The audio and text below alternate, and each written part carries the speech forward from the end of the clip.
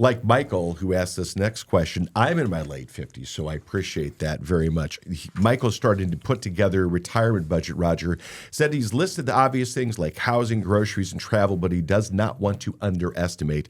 His question is, are there expenses you see people forget to include when they're planning for retirement spending, or do you recommend adding an additional cushion to my numbers? I love this question. Mm-hmm. We're going to call this the expense estimator. I think my nickname in high school. Yeah, I bet. Probably would be sitting here if it was. Were you head of the accounting class? No. Here's what I want Michael to think about. When you start to build a budget, start to think in terms of needs, wants, and wishes. And we have really adopted this idea probably over the last 24 months. Mm-hmm. There's a lot of things that people don't think about in the needs section.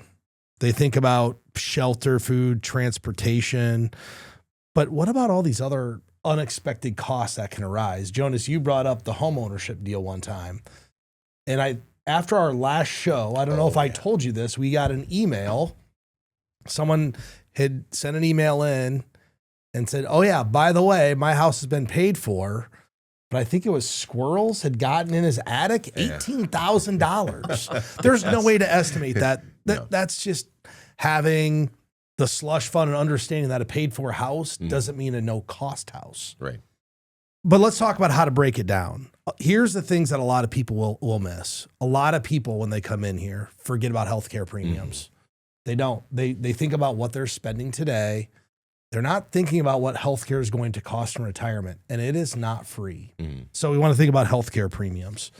Start to think about car purchases. This is one exercise I walk people through. Cars are an expensive purchase. They're not $10,000 anymore. No. So we'll start to map out, how often do you buy a car? Do you buy a new car?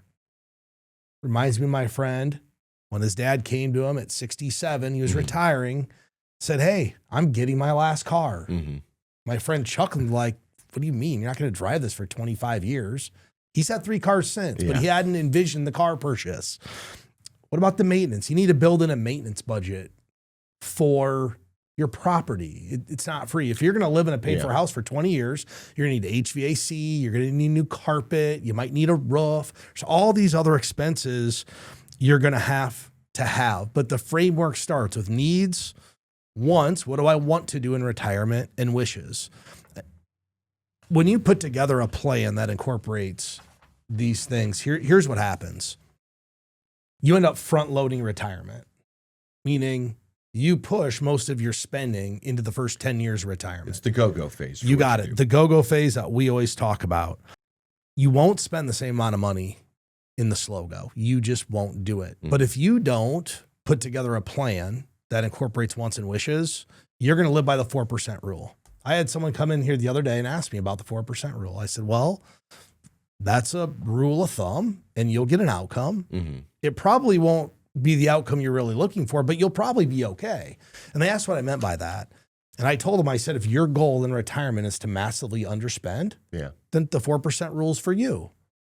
It's true. You will underspend. Richard Bengen, I think, is the one who back tested the 4% rule. He's changed it 3 times. Increased the amount you could take drastically in the last time. So that's why we believe in segmenting your money and your retirement budget by needs, wants, wishes. But the big thing is that when you do get to retirement, it's important to have that budget there, because if you make a mistake with your money in retirement, you don't have a whole lot of time, if any time, to recover from that. It's a super good point. We've talked about it a lot.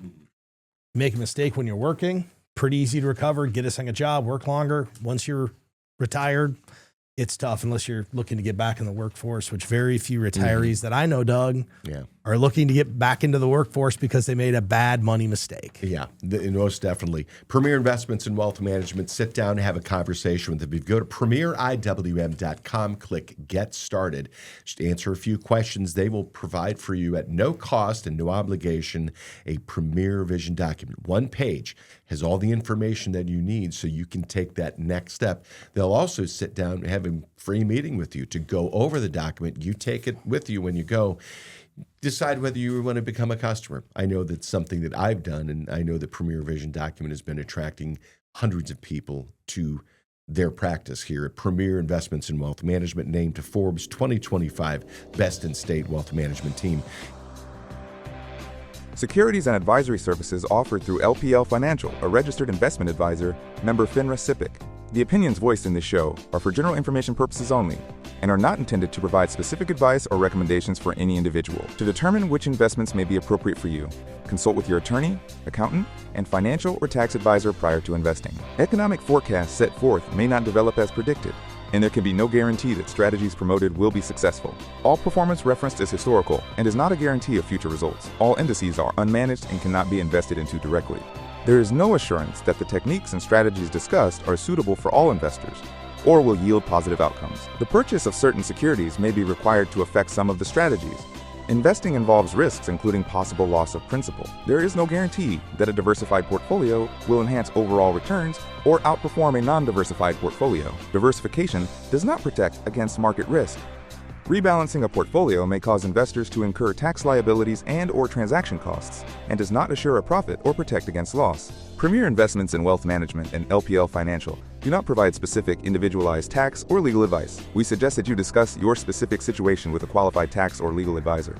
Forbes Best in State Wealth Management Team's ranking was developed by Shook Research and is based on in-person, virtual, and telephone due diligence meetings, and a ranking algorithm that includes a measure of each team's best practices, client retention, industry experience, review of compliance records, firm nominations, and quantitative criteria, including assets under management and revenue generated for their firms. Investment performance is not a criterion because client objectives and risk tolerances vary, and advisors rarely have audited performance reports. Shook's research and rankings provide opinions intended to help investors choose the right financial advisor and team, and are not indicative of future performance or representative of any one client's experience. Past performance is not an indication of future results. Neither Forbes nor Shook Research receive compensation in exchange for placement on the ranking. For more information, please see www.shookresearch.com. Shook is a registered trademark of Shook Research, LLC.